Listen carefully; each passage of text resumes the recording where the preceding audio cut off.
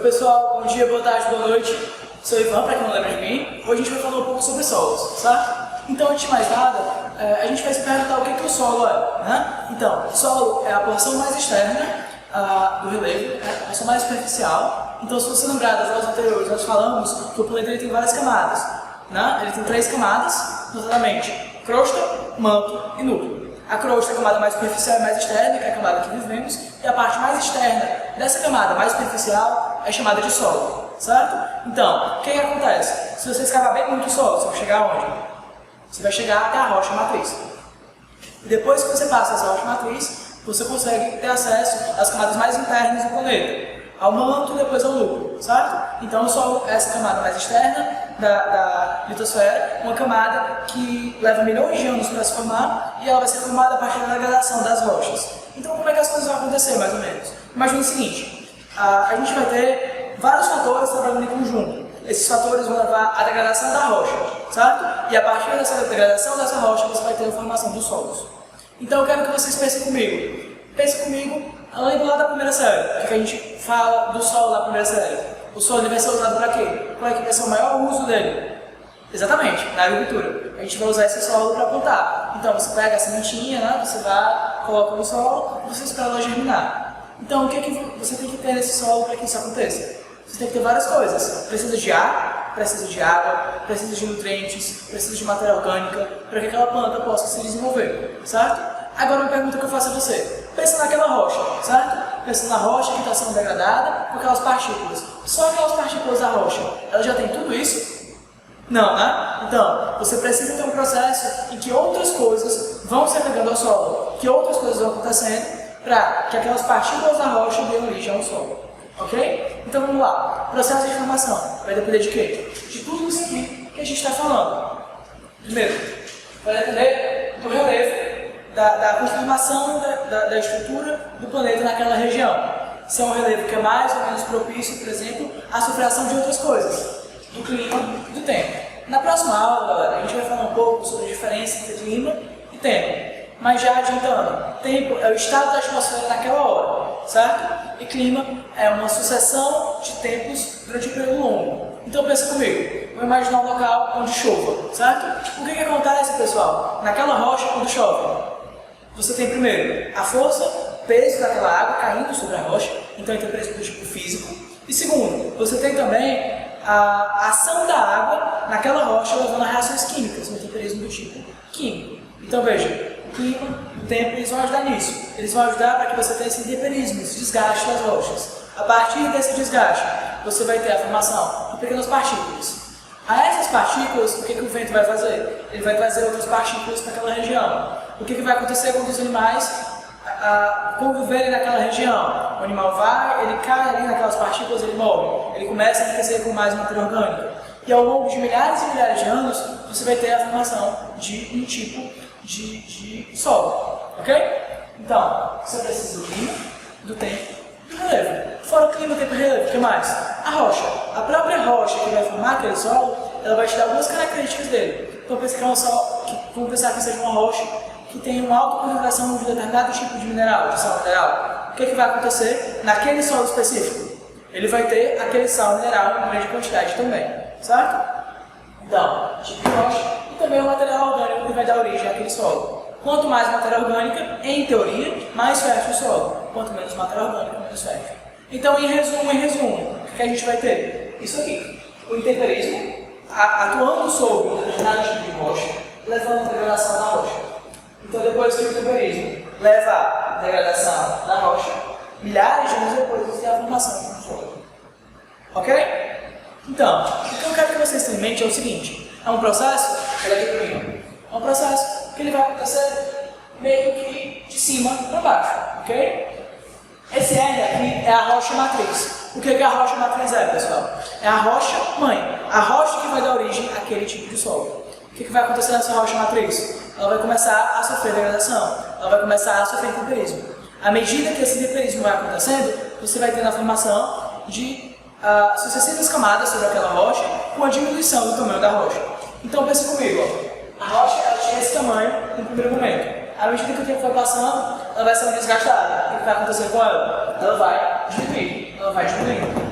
E à medida que o tempo vai passando, o que vai acontecendo acima dela? Ela vai ter o surgimento de camadas, cada uma dessas camadas com características próprias. Características que têm a ver com tudo isso aqui que a gente falou. Com o clima e o tempo daquela região, com o relevo onde se encontrava aquela rocha, com o próprio tipo de rocha, com a formação da matéria orgânica associada a esse solo. Então perceba, não é a formação do solo não é uma coisa parada, certo? Não é uma coisa estática, não é um solo que sempre esteve naquela região, é um processo dinâmico. E como tal, ele pode ser enriquecido, ele pode ser empobrecido, ele pode perder minerais, ele pode ficar mais ou menos fértil, a depender do que aconteça com ele, ok? Pensando nisso, pensando nesses processos sucessivos, o que você vai ter? Você vai ter um solo que vai ter várias camadas. Pensa comigo, quando você era criança e brincava lá de cavar o muro da sua avó, quando brigava com você, menino, não faz isso, as minhas plantas. O que acontecia? Você via que a gente tinha uma camada mais superficial, uma camada mais seca. À medida que você ia cavando, o que você via? Que a terra ficava mais escura, que ela ficava mais quente, que ela ficava mais úmida. E aí você ia cavando, cavando, cavando, e chegava um momento que você chegava numa rocha, numa pedra que você não conseguia mais cavar. Não é isso? Então, quando a gente olha os diversos tipos de solo, é mais ou menos isso que nós vemos.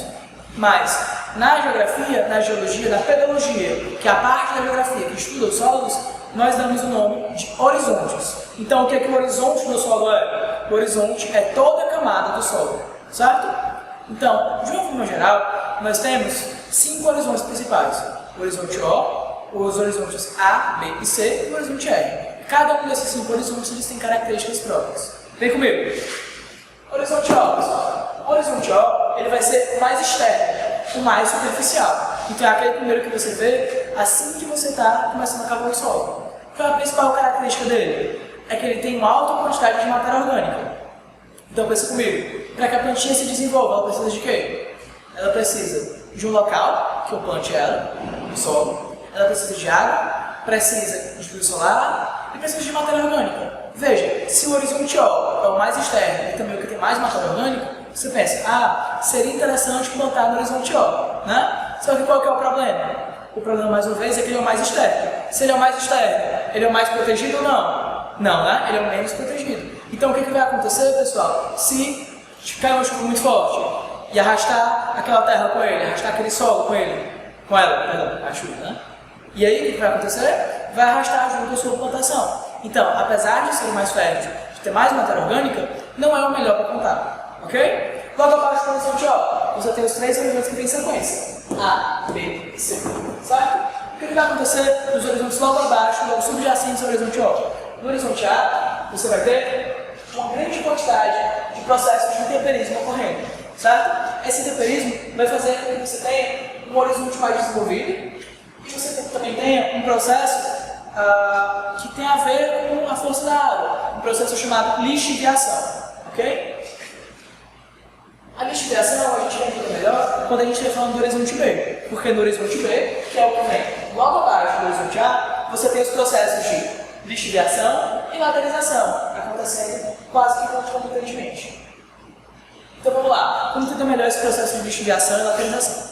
Pensa comigo, quando a gente fala do solo, a gente diz que ele tem esses diversos componentes, né? Que ele tem água, que ele tem ar, que ele tem matéria orgânica, que ele tem a matriz rochosa e que ele tem sais minerais. O que vai acontecer com alguns desses sais? Acontece que muitos deles são solúveis em água. Então, pessoal, o que acontece quando você mistura água e uma coisa solúvel em água? Exatamente, lá da química você lembra que você dissolve aquele sal. Então, ele sai daquele estado que ele estava e ele fica dissolvido na água. Lembra? A água é o solvente universal. Aí o que vai acontecer, pessoal? Se essa água sair daquele local onde ela está e ir para outro local, ela vai sozinha? Não, né? Ela não vai sozinha. Ela vai levar junto com ela aqueles sais que ela ajudou a dissolver. Então o que acontece? A água cai, dissolve aquele sal e vai embora. Pensa comigo, é quase como se a água estivesse lavando aquele solo. A esse processo, que é quase uma lavagem do solo, dá-se o nome de lixiviação, ok? E acontece novamente no horizonte A e acontece com mais intensidade ainda no horizonte B, que é o horizonte que está logo abaixo do horizonte A. Então a lixiviação é uma lavagem, ela deixa o solo mais pobre em sais minerais. Guarda essa informação na caixinha, vamos já pegar. Ok, pessoal, o que vai acontecer agora? Que aquela água que lavou aquele solo evaporar. A água estava ali, evaporou, o que vai acontecer? Você vai ter apenas o sal mineral naquela região, apenas o sal. E aí pensa isso acontecendo ao longo de milhares de anos. A água cai, lava o sal, leva para algum local. A água evapora, fica só ali. O que vai acontecer ao longo do tempo?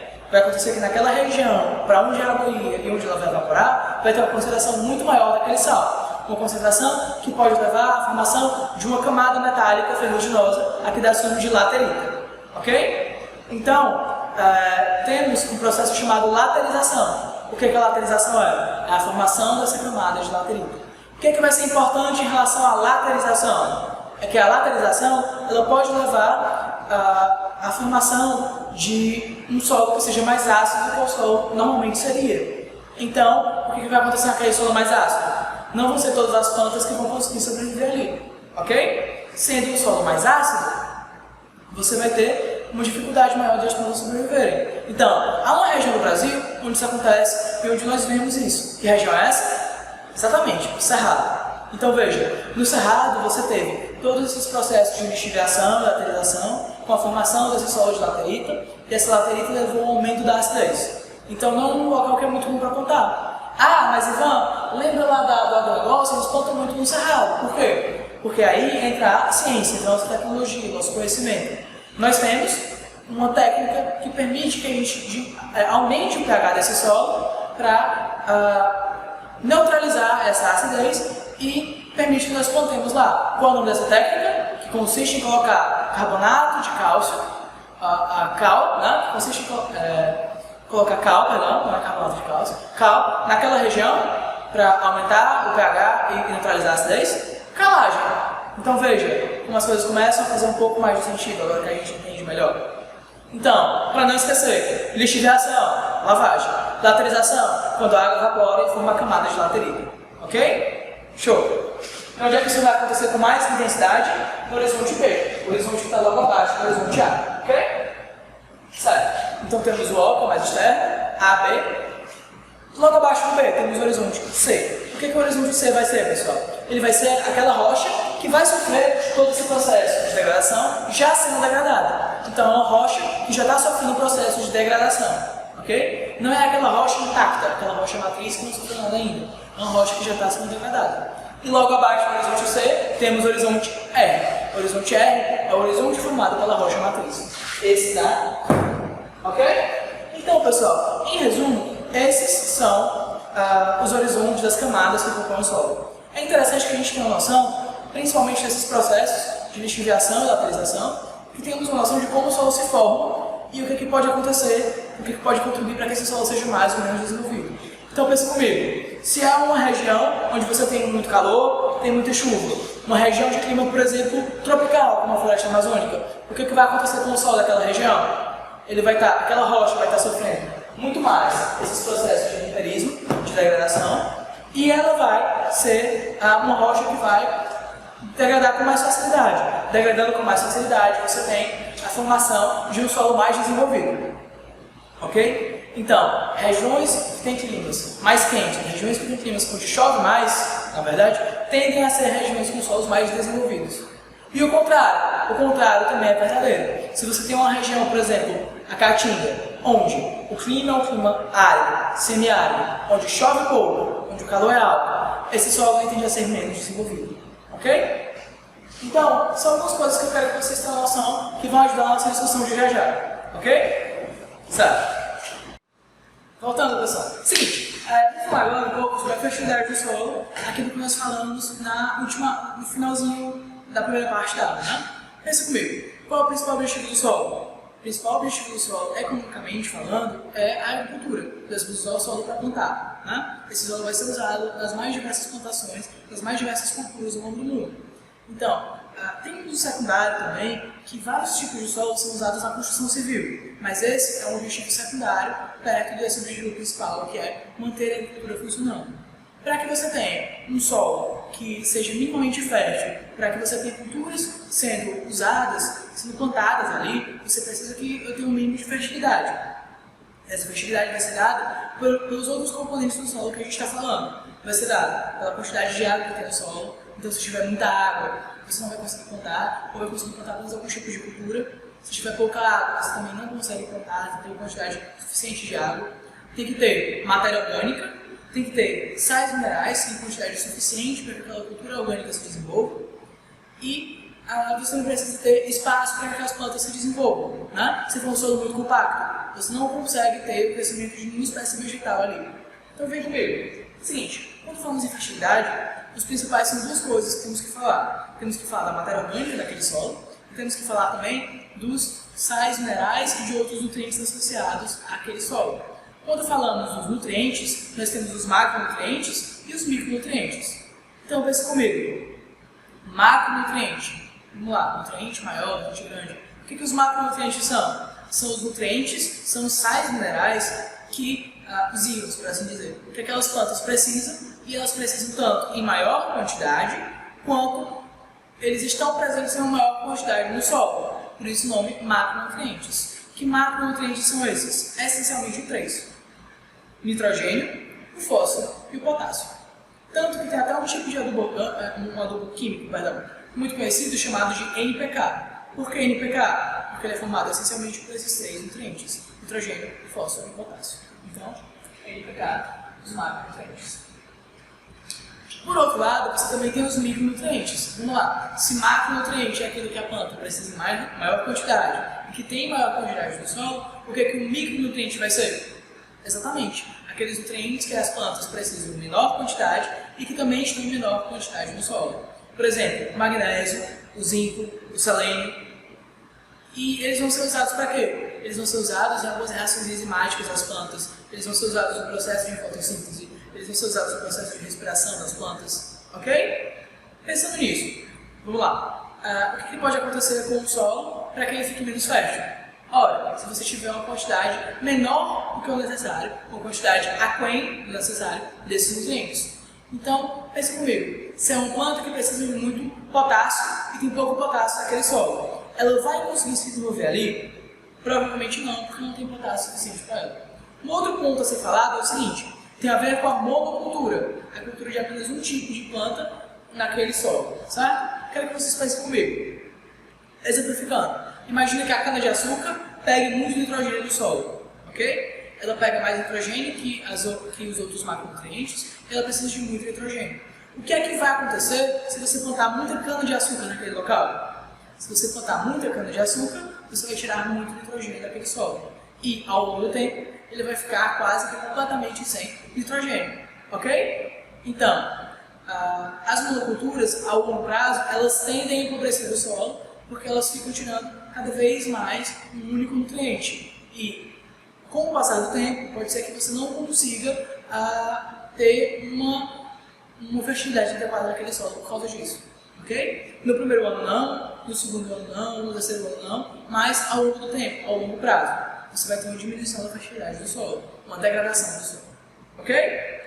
Falando aí em solos e em fertilidade, tem alguns tipos especiais de solos que seria interessante que a gente conheça, certo? Seria interessante que a gente saiba. Então vamos lá. Que tipos de solos especiais são esses? São basicamente três: o Chernozem, o solo de Massapê e o solo de terra roxa, ok? Então vamos lá. O Chernozem, pessoal, ele é o solo mais fértil do mundo. Ele vem a partir de rochas de vulcões em atividade, e por isso ele vai estar restrito em locais onde você tem uma atividade vulcânica, uma atividade tectônica importante. Ele ocorre principalmente em regiões do leste europeu e em partes do Canadá e dos Estados Unidos. Então, a dimensão é o solo mais fértil.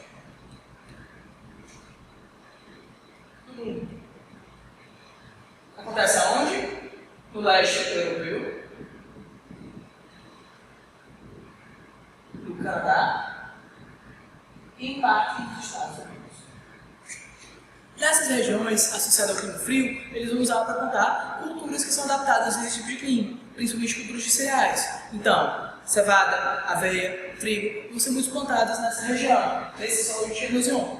De forma que a Ucrânia, por exemplo, vai ser conhecida como o celeiro da Europa. Aquela parte da Europa que mais produz alimentos, que mais produz cereais e que ajuda a alimentar o resto do continente. Ok? Certo. Então, Ivan, tem Chernozem no Brasil? Não, não tem Chernozem no Brasil, por causa dessa peculiaridade de vir de vulcões ativos. No Brasil, por outro lado, nós temos esses dois solos de baixo, solo de Massapê e solo de terra roxa. Então, os dois presentes no Brasil. Ok. Massa P está presente aonde, pessoal? Massa P é um tipo de solo que vai estar presente no Nordeste. Ele vai vir na degradação do calcário, certo? E quando presente no Nordeste, vai ter uma cultura específica que vai estar associada a ele, que é a cultura da cana-de-açúcar. Então, desde os tempos do Brasil colônia, se usa o solo de Massa P para cultivo de cana-de-açúcar.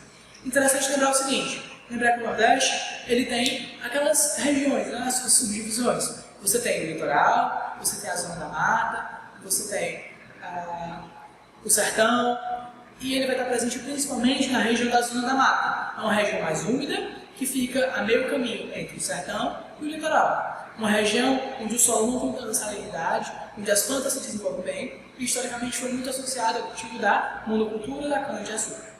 Certo? Por outro lado, você também tem, não no Nordeste, mas no sul do Brasil e em parte do Sudeste, um solo muito específico chamado de solo de terra roxa. O solo de terra roxa, ele vai vir não da degradação do calcário, como Massa P, mas vai vir do basalto, ok? Então, se você lembrar das últimas aulas em que nós falamos sobre atividades tectônicas, em que nós falamos sobre agentes endógenos, sobre o organismo, e falamos sobre o ciclo das rochas, eu citei um acontecimento que aconteceu hoje, né? Um acontecimento que ocorreu no sul do Brasil há milhões de anos. Esse acontecimento, ele consistiu em uma série de erupções vulcânicas que levaram depois ao resfriamento dessa lava e à formação de um tipo de rocha chamada basalto. Esse acontecimento foi chamado de derrame basáltico. E esse basalto, na verdade, deu origem a esse solo de terra roxa, um solo muito fértil. Ok? E essa fertilidade desse solo vai ser usada para quê? Quais são as culturas associadas ao solo de terra roxa? Inúmeras culturas. Cultura de trigo, cultura de cana-de-açúcar, cultura de policultura na região sul, de frutas, morango, uva, cultura de tabaco também, certo? Então você tem todas essas culturas que vão acontecer no sul do Brasil, nessa região do solo de terra roxa. Ok, agora que a gente já tem uma noção do que vai contribuir ou não para a fertilidade do solo, seria interessante notar no seguinte, que a fertilidade do solo ela não é uma coisa estática, ela não fica o tempo todo naquela mesma fertilidade, ela vai se alterar. Há algumas coisas que degradam o solo, que podem diminuir essa fertilidade, diminuir a produção agrícola que vai vir a partir daí, e há coisas que ajudam a recuperar o solo, que vão ajudar a aumentar a fertilidade daquele solo, que vão proteger o solo, ok? E é sobre isso que nós vamos falar agora. Então, vem comigo. Seguinte, degradação do solo. Quando falamos em degradar o solo, há algumas coisas que precisamos ter em mente quando falamos em degradação do solo. Uma dessas coisas é a compactação. Pense comigo, pessoal. Lembra que o solo tem todos aqueles componentes. A água, tem os sais minerais, tem a matéria orgânica, tem o espaço para as partículas. O que acontece quando você planta uma sementinha ali? Aquela semente ela vai germinar, a raiz vai crescer para dentro do solo e ela vai precisar desse espaço que fica entre as partículas para que ela consiga se desenvolver. Ok? Então ela precisa de espaço para crescer. É meio óbvio, né? Aquela semente precisa de espaço para germinar. O que é que vai acontecer se você tiver um solo muito compactado? Um solo onde esse espaço praticamente inexista. Vai ser quase a mesma coisa que você tentar plantar, por exemplo, numa rocha. Aquela semente ela não vai germinar porque não vai conseguir ter espaço para crescer. Então, um solo altamente compactado, como ocorre, por exemplo, quando você tem criações de gado, né, criações de bovinos, em que aquele boi está o tempo todo pisando no solo, está o tempo todo fazendo peso, fazendo força naquele solo, levando a compactação, ou quando você tem o uso de máquinas agrícolas de grande porte, por exemplo, tratores, que vão também passar sobre aquele solo, você tem uma compactação que leva a uma diminuição da fertilidade. Então, a compactação é uma das coisas que levam à diminuição da fertilidade e à degradação dos solos. Ok? O que mais? O processo de destilação, que falamos anteriormente, em que você tem a lavagem de íons, a lavagem de sais minerais daquele solo. Ele também leva a uma diminuição da fertilidade, porque você está tirando alguns sais, você está tirando alguns íons, alguns micronutrientes do solo. Queimadas. As queimadas elas levam a algumas reações químicas envolvendo a perda de elétrons, envolvendo alguns desses micronutrientes. Elas também levam à morte de bactérias que ajudam a fixar alguns nutrientes no solo. Então, por exemplo, o nitrogênio, os compostos com base no nitrito e nitrato, que são compostos que são fixados no solo com a ajuda de algumas bactérias. Se você taca fogo naquele solo, essas bactérias, esses micro-organismos vão morrer e você vai ter uma diminuição da fertilidade do solo. Perceba o seguinte, por que os proprietários, geralmente os pequenos agricultores, colocam fogo na plantação depois que eles terminam a colheita? Porque isso ajuda a limpar aquela terra, mas também ajuda a aumentar a fertilidade no curto prazo. Aquela matéria orgânica, aquelas cinzas ajudam a aumentar a fertilidade. Agora, no longo prazo, o que vai acontecer? No longo prazo, com a morte desses micro-organismos, você tem uma diminuição da fertilidade do solo. Então, as queimadas ajudam a degradar o solo. O desmatamento. O desmatamento, pessoal, ele vai estar relacionado com movimentos de massa. Então, o que acontece quando você desmata? Quando você desmata, você está tirando as raízes daquela planta junto com ela. Essas raízes, elas ajudam a manter o solo junto, né? Se você faz um desmatamento, aquelas raízes não vão mais estar protegendo aquele solo e a qualquer chuva você pode ter um movimento de massa. Então, associado a isso, a gente tem uma coisa chamada assoreamento, que eu quero que a gente lembre até daquela live que nós falamos sobre isso. O que o assoreamento vai ser? Vai ser o seguinte, imagina o rio, sabe? O rio está aqui e a gente faz um corte nesse rio. Estamos olhando então esse rio como se a gente estivesse dentro dele, ok? Você tem a margem do rio aqui, o rio passando aqui no meio e outra margem aqui. Aqui você tem uma árvore com as suas raízes e aqui você não tem nada, sabe? Mais uma vez, o que essas raízes fazem? Elas ajudam a segurar essa terra. Então pensa comigo, imagina que eu tenho uma chuva muito forte. A chuva cai dos dois lados do rio. Do lado que não tem árvore, do lado que não tem nada, do lado que tem alguma coisa. Qual desses lados é mais fácil de desabar, de cair dentro do rio? Do lado que não tem nada ou do lado que tem a raiz segurando? Evidentemente, do lado que não tem nada. Então, isso aqui vai cair dentro do rio, que pode ser chamado de assoreamento. Esse assoreamento leva, a longo prazo, a uma diminuição do fluxo de água naquele rio, de forma que alguns braços do rio podem morrer por causa disso. Ok? Então, o desmatamento ele ajuda a degradar o solo, na medida em que aquele solo ele vai ficar mais solto. Ok? Temos também a monocultura, que está associada, como já falamos, à exploração intensiva. O que é que vai acontecer? Aquilo que a gente falou bem aqui, quando a gente fala em macro e micronutrientes. Se eu tenho apenas uma única cultura sendo plantada naquele local, essa cultura consome apenas um tipo específico de macro e micronutrientes em grande quantidade, no longo prazo a gente está tirando todo aquele nutriente daquele solo. Isso pode levar a uma diminuição da fertilidade e a uma degradação do solo. Ok? Então temos uma noção mais ou menos do que acontece, que degrada o solo e diminui a fertilidade do solo.